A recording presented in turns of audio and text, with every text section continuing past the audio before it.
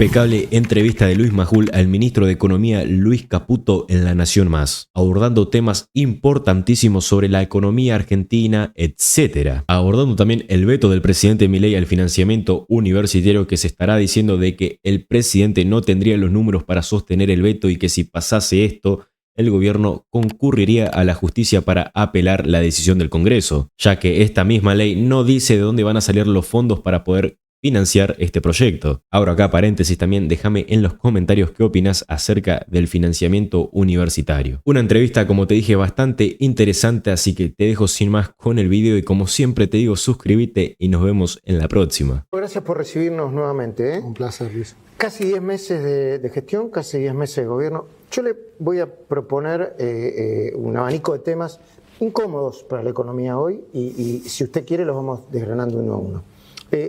El veto del presidente, del presidente, el aumento del presupuesto para las universidades, acaba de suceder. El veto al esquema de movilidad jubilatoria, que fue ya convalidado. Los altísimos índices de pobreza, aerolíneas, los aumentos de tarifa, la recesión de muchos sectores de la economía. Pero primero le quiero hacer una pregunta conceptual. ¿Qué les diría a quienes piensan que hacen política económica para los mercados y que esa macro está saliendo bien, sin pensar en los argentinos de a pie o que hoy no llegan a fin de mes? ¿Qué les diría? No, diría que es exactamente al revés. Nosotros no estamos haciendo política para los mercados. Si te fijas, toda nuestra política va en función de bajar la inflación, que al que más afecta es a los que menos tienen. Y el presidente y el equipo económico, y la verdad todos los ministros, no nos movemos de esa línea. Entonces, diría que es exactamente al revés. Pero ¿cómo se hace para que esa baja de inflación se traslade en consumo, en crecimiento, en más actividad económica? Que en algunos sectores no se nota. Bueno, pasa naturalmente, porque en la medida que hay menos inflación, hay más estabilidad. Eso genera, digamos, mejores expectativas económicas. Argentina es un país naturalmente rico que tiene buenas oportunidades, entonces vos lo que más tenés que hacer es brindar un marco económico, macroeconómico estable, y con eso, digamos, las inversiones ya empiezan a venir. Y de hecho ya lo estamos viendo, digamos, al principio del rebote, digamos, en junio, julio, viste que hablábamos y eran sectores puntuales. Hoy es generalizado. Hoy, digamos, la recuperación es ¿A qué llama rebote? Rebote no es crecimiento espectacular. Claro, rebote es, digamos, después de un ciclo de recesión que empezó en julio del 2022, bueno, eso, digamos, tocó su piso en abril. A partir de ese momento, la economía empezó a pegar la vuelta. Digamos, ¿Con un ritmo? No, yo te diría a buen ritmo. Viene creciendo ahora a buen ritmo. Crecimiento nosotros llamamos más cuando es algo que ya está consolidado, ¿no? Para eso falta, sí. Supóngase que el Congreso rechaza el veto del presidente. Hoy los números no los tiene. Hoy hasta ahora los números no los tiene. ¿Usted va a pagar el aumento que dice la ley al sector universitario, a las universidades públicas? Bueno, yo tengo que hacer lo que dice la ley, pero sería bueno que también los diputados y senadores lo hagan, porque lo que dice la ley de administración financiera es que, digamos, el Congreso no puede presentar un gasto sin una contrapartida de financiamiento que lo justifique. También lo ¿Ese proyecto no lo presenta? No, o sea, no, ellos están presentando el gasto. También lo dice, perdón, el reglamento del Senado mismo, exactamente igual, que la Cámara no puede tratar un aumento de gasto que no tenga una contrapartida de financiamiento que lo justifique. Entonces, la realidad es que están presentando un gasto sin esa contrapartida. Entonces, nosotros obviamente vamos a apelar a eso, porque está mal. ¿Pero apelar cómo? Bueno, vamos a ver. ¿Por la vía de la justicia? ¿Por la vía administrativa? Sí, probablemente. Estamos estudiando eso, porque realmente no es un tema de monto, ni de cuál es el tema. Es hasta conceptual. Olvídate ya si sos abogado, si sabés la ley, no. Es es hasta de sentido común. No importa si es 0,14 de producto, 0,18, 0,20. Si el Congreso puede empezar a presentar todo el tiempo gastos sin una contrapartida, bueno, mañana te ponen pasado te ponen el otro, con 0,30, 0,20, 0,40, 0,50. ¿De dónde sacó la rompen todo el presupuesto? O sea que usted, déjeme entender, ministro, que creo que lo entendí bastante bien. El gobierno va a buscar la manera de no convalidar, aun cuando no pueda el veto presidencial ser convalidado en el Congreso, va a buscar la manera de no pagar lo que pide esa ley para el sector universitario, mientras tanto no aparezca la herramienta de que lo financie. No, siempre dentro del marco de la ley. O sea, si realmente la ley nos da la razón, bueno, o en realidad lo que nosotros proponemos, que es lo que sería lo lógico, es debatir lo que quieren dentro del marco que corresponde, que es en el marco de la ley de presupuesto. Claro, entonces vos decís, bueno, ¿quieren discutir esto? A las universidades les hemos dado todo. O sea, acá es donde se mezcla la política con, digamos, con... ¿Qué significa todo? El aumento en el financiamiento fue por encima de la inflación. Pero obvio, entonces les hemos dado todo lo que han pedido. No de los salarios, ¿no? Y ahora, lo único que nosotros decimos es, ok, que se quiere discutir si los docentes deben cobrar todavía más que el resto de los empleados públicos, perfecto, debatámoslo en el Congreso y definamos cómo se financia eso. Ningún problema, hay una clara pelea entre la vieja política y la nueva. O sea, nosotros buscamos transparencia, la vieja política es la dueña del ostracismo, digamos, ¿no? Y siempre están buscando, digamos, estas especies de entes autárquicos. Acuérdate que también pasaba lo mismo con los fideicomisos, cosas que sean difíciles de auditar o que no requieran auditoría. Esa es la otra cosa que nosotros digamos, combatimos. Manejamos la plata de la gente. Lo único que decimos es, bueno, auditémoslo. Dicen que hay 1.750.000 alumnos, del 38% no hay registros. No, el 40% aparentemente pasó una sola materia. Tenemos el caso de la Universidad de las Madres de Plaza de Mayo, que del 2020 a 2023 se recibieron el 0,62% de los alumnos, 16. O sea, se gastó 100 millones por egresado. O sea, casi salía más barato 100 millones de pesos. Sí. Casi salía más barato que, perdón. Mandarlos a Harvard. O sea, quiero decir, digamos, hay cosas que vos decís, ¿cómo no voy a auditar esto? O sea, entonces, no es algo, digamos, fuera del sentido común lo que estamos pidiendo. Pero de vuelta, déjame hacer hincapié en algo, porque aplica a todo. Con los fideicomisos pasa lo mismo. Era, digamos, lo que usaba el kirchnerismo para tener un instrumento cajas. Poco transparente. Un instrumento para tener cajas. Entonces le asignan partidas de impuestos específicas que los alimentan y no se los puede auditar. Entonces vos tenías, por ejemplo, el caso más emblemático, el FISU. ¿Qué hacía el FISU? Viviendas. Luis. Bueno, no hizo bien. Nosotros hicimos investigaciones en donde se demostró que no hizo bien. Pero, digamos, hay una secretaría de viviendas. Entonces, si vos querías que Grabois hiciera vivienda, ¿por qué no lo ponés de secretario de viviendas? Y todos sabemos en qué se gastó, qué hizo y demás. ¿Entendés? ¿Qué necesita tener de hacer un fondo fiduciario? Un fondo que él maneja la plata discrecionalmente y, casualidad, termina candidato a presidente.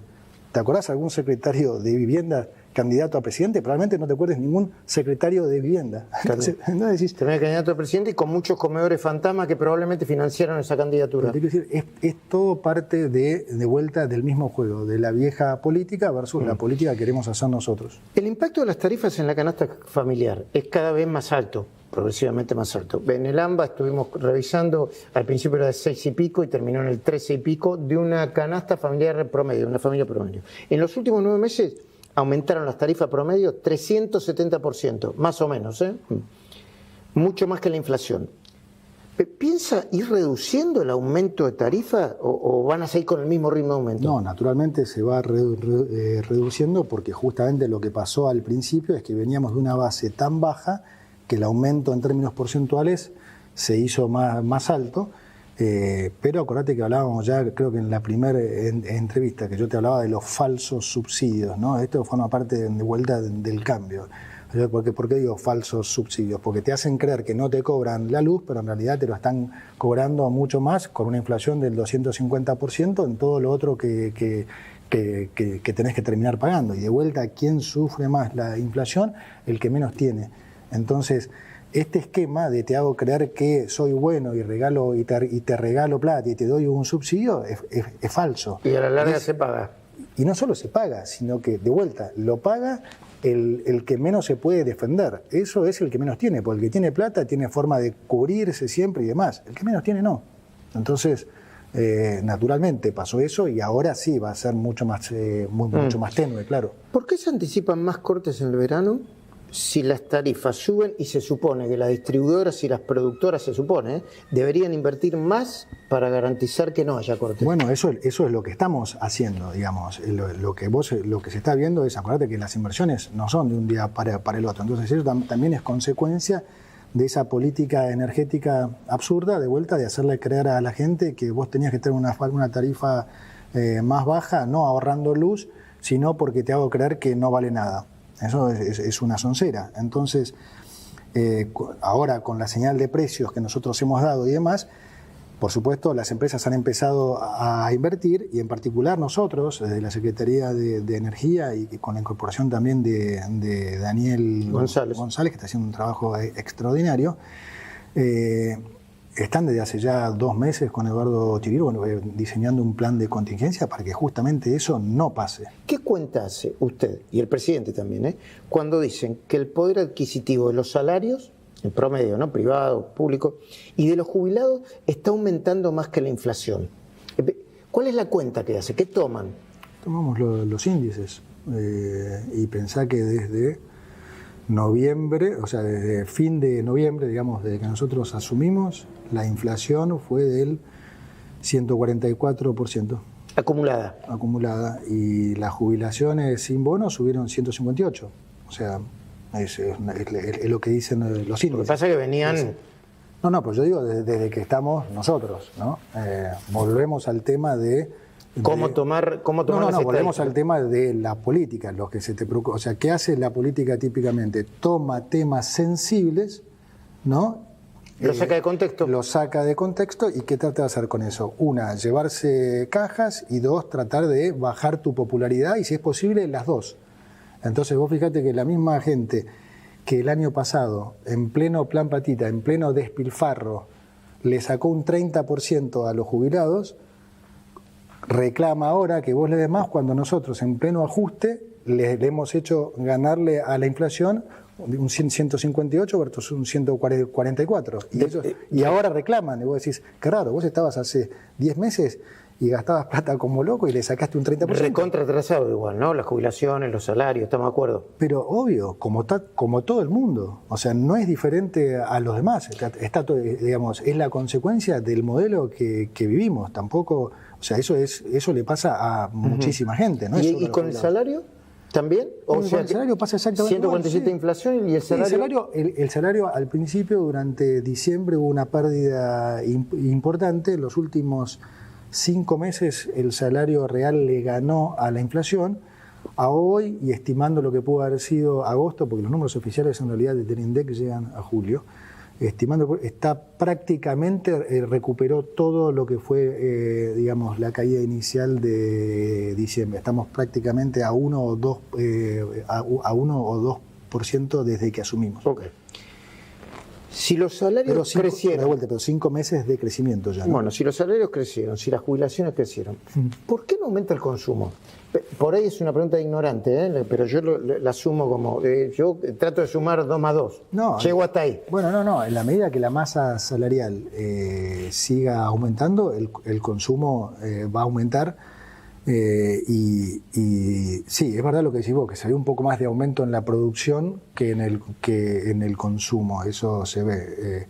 Yo creo que es probablemente porque en la producción durante todos estos meses hubo más liquidación de stocks, probablemente. Eso fue naturalmente lo que hicieron los empresarios y los comerciantes. Y ahora que la demanda empieza a subir, bueno, ahora la producción tiene que ponerse nuevamente en funcionamiento. Pero nada, es un tema de tiempo. Estas recuperaciones no llevan 5 minutos para de vuelta. Pensá de dónde venimos. Es importante que pongamos esto en contexto. Sí, porque venimos de la peor crisis de la historia, pero que no es una forma de decir. Lejos la peor crisis de la historia. Y la realidad es que El impacto que, digamos, el trabajo que se ha hecho y los resultados que se han conseguido son fenomenales. Y cuando se habla también de la recesión y demás, Luis, hay mucho también de desconocimiento. O sea, probablemente vamos a terminar el año con una caída de producto de 3%. O sea, 3% lo comparás con la crisis de la salida de la convertibilidad. Del 2001, por ejemplo. Del 2001, que de vuelta, la previa, digamos, la herencia previa a esa crisis era Disneylandia comparado con lo que heredamos nosotros. La economía se cayó 16% en el pico, en el año se cayó 10%. Si lo comparás con cualquier otra crisis, agarrá Chile, Malasia, Ecuador, la que se te ocurra, o sea, las caídas del PBI fueron del orden de, llegaron hasta el 16%. Usted lo que dice 8, que 10, 12, o sea, en lo que heredamos nosotros, si el año termina menos 3, hay que poner la comparación contra lo que podría haber sido. ¿Y qué podría haber sido? Una calamidad, lo que dice el presidente. Íbamos condenados a una hiperinflación y a un nivel de pobreza del 90%. O sea, ese era el escenario más probable, pero no porque lo diga yo. Agarren los archivos y escuchen lo que decían los gurúes económicos en noviembre o diciembre. No te digo noviembre antes de que se supiera lo que íbamos a hacer. Incluso cuando anunciamos lo que íbamos a hacer, siguieron repitiendo por 9 meses que el dólar se iba a ir al demonio, que todo se iba a ir al demonio, no pasan de febrero, no pueden, no, si no devalúan en marzo esto es un desastre, la inflación no puede bajar de 8. Acordate, vos me preguntaste en marzo si había posibilidad de que la inflación llegara a un dígito en el segundo semestre. Llegó en abril y en agosto la inflación mayorista fue 2%, 2,1%. El dólar está más abajo que cuando llegamos, Luis. Si vos le preguntabas a alguien la probabilidad de que 10 meses después, en octubre, el dólar estuviera más abajo de cuando llegamos... El dólar, el promedio de dólar libre. El dólar libre, sí. El dólar libre hoy está en 1190, 1180 y pico. ¿Cuánta pobreza le corresponde a los gobiernos anteriores? ¿Cuánta responsabilidad en el índice de pobreza le corresponde a los gobiernos anteriores y cuánto le corresponde a este gobierno, Caputo? No, a este gobierno cero. O sea, ¿Cero? No, o sea, casi te diría que es peor. O sea, digamos, nosotros salvamos que la pobreza no fuera muchísimo más alta, porque la realidad indicaba que inevitablemente íbamos a una crisis. Y de vuelta, vos pensás que cuando vas a una crisis que no controlás... Era una casi hiper. O no hiper, como fue, por ejemplo, la salida de la convertibilidad. Cuando la crisis te la genera el mercado, cuando vos no la controlás, la pobreza, cuando salimos de la convertibilidad, pasó del 29 al 58. Se duplicó y tocó pico de 60 y pico. ¿Sí? Entonces, cuando el presidente dice que podríamos haber pasado del 45 al 90, no está exagerando. O sea, porque encima esta herencia era muchísimo peor. Entonces, la realidad es que es obvio que todo corresponde a las políticas anteriores, que obviamente hablo del kirchnerismo, de la política populista, que además no funcionó nunca en ningún lugar del mundo, en ninguna década del mundo. Pero bueno, acá, durante 16 años, se buscó eso y terminó como terminó. ¿A cuánto va a llegar la inflación de septiembre? No sé, las estimaciones privadas están entre el 3 y 3,5, veremos, pero bueno, ya de vuelta, insisto, está bueno que estemos hablando de estos números, ¿no? O sea, de si es 3,5, 3,60 o lo que sea. Agosto de vuelta mayorista fue 2,1. Lo importante es que claramente la tendencia es hacia abajo y es natural que así sea. Porque acuérdate con lo que habla siempre Javier del rezago de la política monetaria. Entonces, de 18 a 24 meses, claro, ¿no? Pero lo que quiere decir es que a medida que pasa el tiempo, vamos dejando atrás los malos efectos de la pésima política monetaria del gobierno anterior y empieza a prevalecer cada vez más los efectos de la política monetaria mucho más ortodoxa que implementamos nosotros. Entonces, ¿Y esa inflación cero de la que habló el presidente, que era una inflación en ese momento, no sé ahora, era el equivalente a inflación de un 2%, ¿cuándo se va a llegar? Bueno, digamos... La inflación pura, digamos. Es muy difícil pronosticar eso, con lo cual a mí no me gusta hacer pronósticos en cuanto a ese tipo. Sí puedo estar seguro que por lo que estamos haciendo... La tendencia va a seguir hacia la baja. Inevitablemente. O sea, de vuelta, las cosas no pasan de casualidad, pasan por causalidad. Entonces, dado lo que es nuestro programa económico, eso es lo que va a pasar. Y fíjate que te lo puedo demostrar con muchas otras cosas. cuando el dólar estaba en 1.500, ahí en junio, que de vuelta salieron todos los agoreros a decir, no, bueno, se perdieron la posibilidad de salir del cepo antes, ahora el dólar se va a 2.000, sonaron y no sé qué. ¿Qué dije yo? No, que el dólar iba a converger al tipo de cambio oficial, sí. ¿Te acordás? Sí. Y que... Pues siempre muy optimista, siempre se lo veo. Pero es que no es optimismo, es que sabemos lo que estamos haciendo. Entonces, eso es lo que va a pasar. Luis, yo te lo dije en la primera entrevista, sí. Te dije, suena medio loco lo que voy a decir, pero vamos a ir a un esquema en el que en algunos meses van a faltar los pesos. Y siempre te dije, en competencia de monedas, el peso va a ser la moneda fuerte. Hoy, 10 meses después, están empezando a escasear los pesos y está claro que el peso va a ser la moneda fuerte. O sea, nada salió de casualidad. ¿Qué hay que hacer con Aerolíneas? Aerolíneas, bueno, nosotros ya sabés, mandamos el decreto para privatizarla. ¿Qué haría usted? ¿La privatizaría o la haría quebrar para hacer otra empresa? No, bueno, no, yo creo que la opción más viable hoy es privatizarla. Nosotros la habíamos puesto dentro de la bases, la sacaron, pero Viró hizo lo imposible para que se volviera a poner realmente. Entonces ahora hay bastante más diputados y senadores que estarían dispuestos a votarla porque, digamos, Viró expuso todas las desprolijidades que hay en la empresa.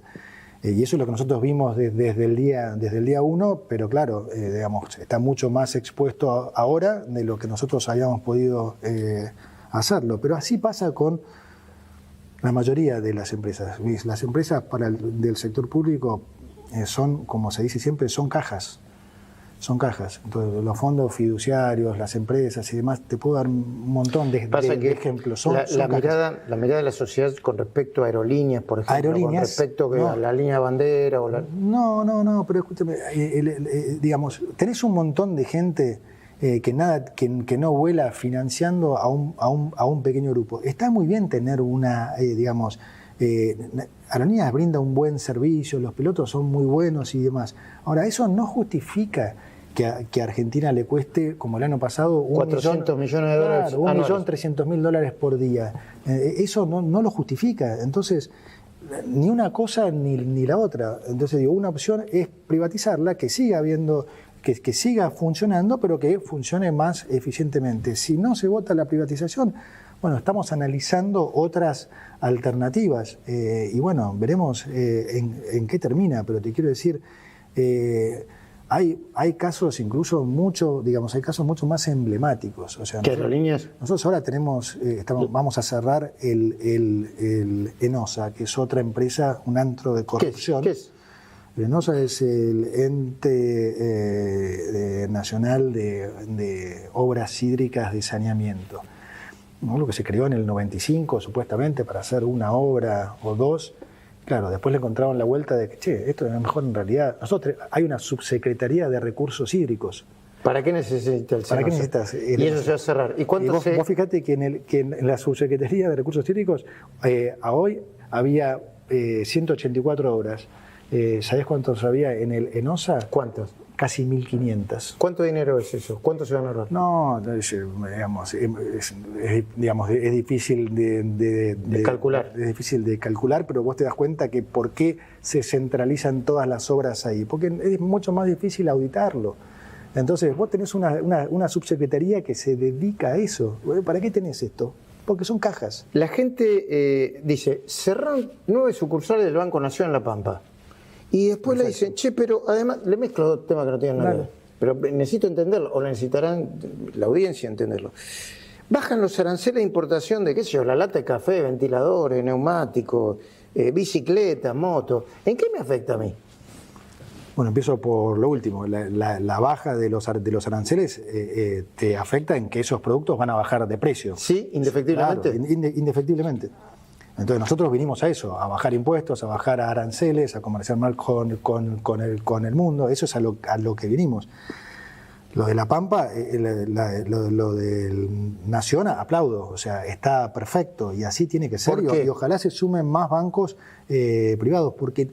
Lo que hicieron, ¿qué fue? Ponerle una tasa extra a... Subieron ingresos brutos como que al doble, creo que fue del 7,5 al 15. Y nosotros como ciudadanos, todos, y las empresas también hay que marcarle la cancha a los políticos. Pasa hoy a todo nivel. Vos tenés intendentes como el de Lanús, como el de La Matanza, como el de Pilar, que suben tasas municipales y las esconden en servicios públicos, y tenés otros intendentes como Diego Valenzuela en 3 de febrero o Ramón Lanús en San Isidro que hacen lo contrario y las bajan. Entonces, nosotros no los prohibimos que cobren tasas municipales, lo que decimos es, no podés esconderla en servicios nuestros, vos querés cobrarle a tus vecinos, da la cara. Dale, y los ciudadanos, claro, y los ciudadanos, está bueno también que los penalicen. Entonces, no cargues nafta en La Matanza, cargá en San Isidro, cargá en 3 de febrero, cargá en uno que no la justicia que haya premio y castigo, porque si no los otros también se sienten, dicen, la justicia le votó en contra su iniciativa. No importa, nosotros lo vamos a seguir peleando eso en la justicia. O sea, no tiene ninguna lógica lo que se hace. Ahí me dio las 4 condiciones técnicas, ¿no? A ver, me las anoté: stock heredar deuda comercial, problema de flujo, el ancla fiscal, saneamiento de la hoja de balance del órgano. Bueno, ¿Pero por qué se tarda tanto? Se tarda, ¿O estamos más cerca de salir? Es que yo creo que no es que se tarda. Hay una cosa que yo repito siempre, y que es que nosotros no nos ponemos una fecha, sino que nos ponemos condiciones, ¿no? Porque lo vamos a hacer cuando no genere ningún estrés en la sociedad y en la economía. La diferencia con todos nuestros colegas, no con todos, porque hay muchos que también piensan como ustedes. Sí, obviamente, es para nosotros el paso del tiempo, lejos de jugarnos en contra, nos juega a favor. ¿Por qué? Porque más empieza a prevalecer lo que te decía antes, nuestro programa económico, nuestra política monetaria. Y cada vez es menos riesgoso salir del cepo. Obviamente, y te vuelvo al ejemplo de junio. Olvídate de diciembre, que si hubiéramos salido del cepo hubiera sido el desastre universal, pero en junio todo el mundo criticando, casi canchereando, si no salieron antes, ya ahora no pueden salir más. Yo te digo, de junio a hoy, o sea, el dólar bajó de 1.500 a 1.180, la brecha hoy es apenas, no sé, 12. 20. No, contando con el impuesto país, no llega al 15%, la inflación mayorista estuvo en 2%, la economía se está recuperando. Yo te pregunto, ¿estamos mejor hoy para salir del cepo o en junio? Claramente hoy. Bueno, pasaron 3 meses. A medida que siga pasando el tiempo, vamos a estar mejor, no peor. Entonces, hay una diferencia, hay una ansiedad con el cepo, más que nada localmente, porque eso no pasa afuera, sobre todo con los inversores en la economía real. Yo viajo todo el tiempo con el presidente, vemos solo inversores de la economía real. Nadie me pregunta por el cepo, nadie. Son tipos que vienen a invertir por 10 o 20 años o 30 años. No estaban preocupados por si vas a salir en noviembre, febrero, abril o demás. Acá hay una obsesión con el cepo porque se han comido otro cuento, que es que la economía no puede crecer si no salís del cepo. O sea, otro cuento, alguien lo dijo y lo tomaron, ¿no? O sea, tenés el caso de China, que tiene cepo y crece a 2 dígitos hace no sé cuántos años. Entonces, ahora alguien les hizo creer eso y todos repiten, no pueden salir, no crecen si no tienen cepo. Bueno, nada, son cosas que, ya te digo, nosotros las vamos a hacer prolijamente, como corresponde, porque este es un país que no resiste más eventos de volatilidad. Entonces, nosotros nos vamos a tomar el tiempo que sea prudente para que cuando lo hagamos salga bien y la gente no sufra ningún cimbronazo. 3 últimas. Dale. ¿No tiene miedo que los fondos buitres embarguen el oro que el Banco Central envió a Inglaterra? No, ninguno. Primero hay oro del Banco Central afuera del 2011. Y segundo, no, está la definición de alter ego en las cortes americanas desde hace más de 10 años. ¿Qué significa eso, para entenderlo? Que son entes separados, independientes, claro. Que IPF y... Claro, el oro, los dólares y demás son del Banco Central, no del Tesoro. No hay ninguna duda, no hay ningún riesgo de eso. Cristina le dijo, endeudador serial, violento y misógino. Y usted le respondió, deje de chillar. Se está contagiando a Milei con el lenguaje. Bueno, no, qué sé yo, no es... yo no contesto mucho, pero hay veces... Está picante, cada vez está más picante. No, pero... Es un canal de streaming, están como desatados. Pero la verdad sí, cambió mi modo de pensar. En realidad, en la administración anterior a nosotros nos habían como inculcado que era mejor no contestar, no contesten nada y demás y no sé qué. Yo no tenía ninguna experiencia y obviamente acaté lo que me decían. Y me parece que no estaba bueno eso, porque entonces te instalan cosas que no son ciertas. Y está bueno, entonces, digamos, de vez en cuando al menos responder. Por supuesto, no a cualquiera, o sea, yo no me voy a poner a contestar cuando yo tengo colegas tuyos, que el otro día vi uno que me insultaba, o sea, no me voy a poner a responderle a uno que me insulta, pero digamos, hay gente más referente. Cristina es una referente, le guste a la gente o no, lo es. Entonces, bueno, si ella dice algo que a mí me parece incorrecto, bueno, alguna vez digo, le marco la cancha y le digo el chillame, no sé qué. O sea, tampoco tengo agua en las venas. No, está bien, entonces, está bien. ¿Cómo impactará en la economía real el blanqueo? ¿Cómo impacta en el blanqueo, si es que impacta? Súper bien, súper bien. Tome agua tranquilo, por favor, porque si no... Está intensa la entrevista. El blanqueo, como siempre dije, no tenía un fin recaudatorio, no lo tiene. Tiene el fin de que la gente saque los dólares del colchón, los saque de la caja de seguridad, les pueda sacar un retorno a esos dólares, que si los tiene en la caja de seguridad o en el colchón no le saca nada. Eso favorece a la economía porque también favorece el desarrollo del mercado de capitales. Fíjate que yo ayer mencioné una empresa que se financió localmente a una tasa Pampa Energía. Sí, exacto. A 4 años a una tasa de creo que era del 5,75, o sea, más barato todavía de lo que es afuera. Eso le permite a Pampa hacer inversiones, generar empleo y demás. Lo que nosotros buscamos con el blanqueo es que se reactive la economía, que la gente entonces pueda consumir más, que eso genere de vuelta más inversión, que eso genere mayor recaudación, que nos permita a nosotros entonces poder bajar impuestos. Ese es el objetivo del blanqueo y el blanqueo viene muy bien. Ajá. ¿Qué va a ser? ¿Récord de dinero en efectivo? Dinero en efectivo ya está en los 13.000 millones, que pensá que el blanqueo de Macri, que fue muy exitoso, en efectivo habían sido 7.000 y algo, o sea que ya está en el doble casi de lo que fue ese blanqueo, así que no, viene muy bien y todavía hay casi 30 días para seguir blanqueo. Sí. ¿Para cuándo se espera el próximo crédito del Fondo Monetario? Bueno, primero tenemos que pedirlo, todavía no decidimos lo que vamos a hacer. El programa termina a fin de año. El programa termina a fin de año, nosotros ahora tenemos la 9ª y la 10ª revisión, que puede ser que la hagamos juntas o no, y en función de cómo evolucionen también las otras variables de la economía, pediremos un nuevo programa o no. Acuérdate que si pedimos un nuevo programa, en el fondo es con el objetivo también de que haya nuevos desembolsos. Pero no lo hemos decidido todavía porque depende, realmente no hay una sola manera de salir del cepo, podés salir de manera gradual como lo estamos haciendo o más de shock si recibiéramos esa plata, y eso depende también de cómo evolucionen y cuán pronto evolucionen las diferentes variables. O sea que todavía no está decidido pedir un nuevo desembolso. No, todavía no. Todavía no, estamos en eso. ¿Va a ir al Congreso a presentar el presupuesto usted o no? No, va a ir... ¿Y por qué no usted? Va a ir Gurban, que es la persona que más involucrada está. Va a ir Gurban, que creo que, y supongo que va a ir también por la parte financiera Pablo Quirno. Yo ya les dije, yo voy a tener charlas acá con los diputados o senadores que realmente les interese discutir el presupuesto. Hay dos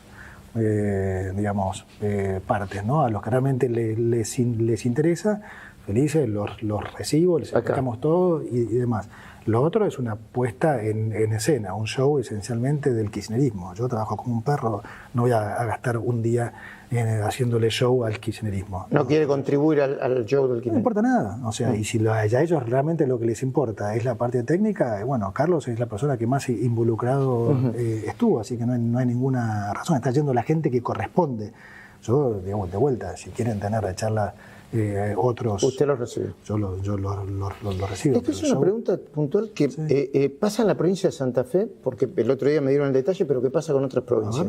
Muchas provincias le están pidiendo, a usted creo, que le dejen hacer obra pública, aún una ruta nacional, por cuenta de la provincia, porque la necesitan, qué sé yo, para producir. No, a ver. ¿No puede suceder eso? Sí, recontra puede suceder. De hecho, estuvimos hace 2 días reunidos con Maxi Puyaro. Digo Santa Fe, pero hay otras también, ¿no?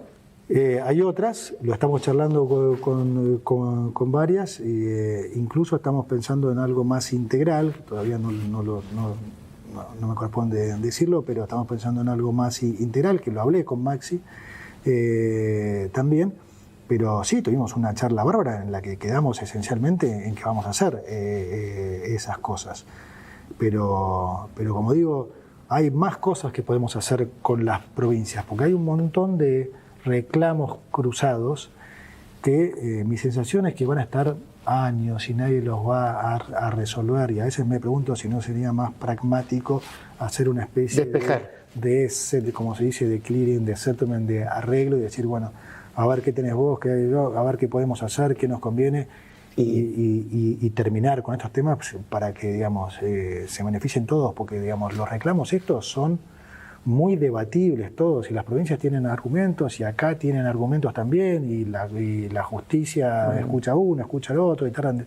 Entonces, a mí me parece que sería más conveniente una cosa así. ¿Está bien comprar medicamentos, por ejemplo, en India, como quiere el gobernador de la provincia de Mendoza, para bajar? Bueno, conceptualmente, ¿usted está de acuerdo? Sí, o sea, a ver, lo que no estoy de acuerdo es que los medicamentos sigan subiendo como están subiendo, como subieron. Entonces, nosotros tenemos que emplear los recursos que podemos para tratar de minimizarle estos costos a la gente. Entonces, sí, me parece bien, me parece que es lo que tiene que ser. Es un poco lo mismo que estamos haciendo en todos los diferentes rubros. Fíjate que todas estas bajas de aranceles y demás apuntan a lo mismo. Argentina ha entrado en un esquema en el que, absurdo, en el que de vuelta se generaba un déficit fenomenal por todas las razones que ya sabemos. Y entonces, ¿cómo hacías para financiar ese déficit? Bueno, primero se trataba de aumentar impuestos, se aumentaron todos los impuestos hasta que la gente se empezó a ir afuera, se empezó a ir o del país o se empezó a ir al canal informal.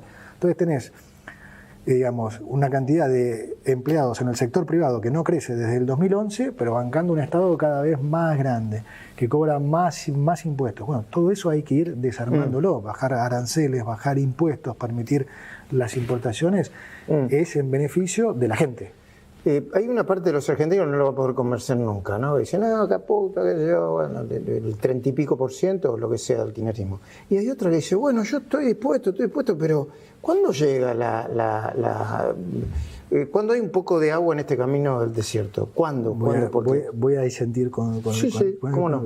No, los vamos a convencer a todos, no tengas duda. O sea, a algunos les va a llevar más tiempo. Eso es lo único que va a cambiar, porque este presidente va a cambiar la historia de la Argentina, no tengo ni la más mínima duda. Argentina va a ser un país que, de vuelta, que es el país que más va a sobresalir en los próximos 30 años. Entonces, el que no nos cree hoy o no nos cree el año que viene, nos creerá el otro año. Pero el que la está pasando mal hoy. No, el que la está pasando mal hoy, ¿qué le diría? No, yo le digo que tenga más esperanzas que nunca, porque lo peor ya pasó y hoy podemos empezar a mostrar resultados. En diciembre era un programa económico que muchos no entendían, que nosotros explicábamos, que decíamos que esto iba a pasar. Bueno, ahora ya está pasando. La inflación ya bajó, la economía empezó a recuperar, el dólar está estable, estamos sacando regulaciones, estamos bajando impuestos, estamos bajando aranceles. Entonces, hoy ya se empiezan a ver los frutos. Entonces, quédate tranquilo que vamos a convencer a todos, hasta a los más escépticos. Como digo, la realidad se va a llevar puesta el escepticismo. Gracias, ministro, por la entrevista.